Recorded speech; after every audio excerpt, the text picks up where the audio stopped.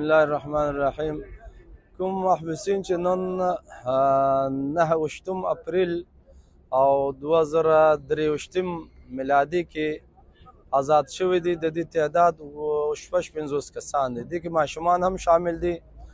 دغه کسان چې د قانوني دستاویزات نه درلودو په وجه باندې نیول شوي وو او د قونسلګري او د سفارت په کوشش باندې الحمدلله دی رها شو او دینه مخکې هم 2220 کسان رها شوي دي او وطن ته راستانه شوي دي.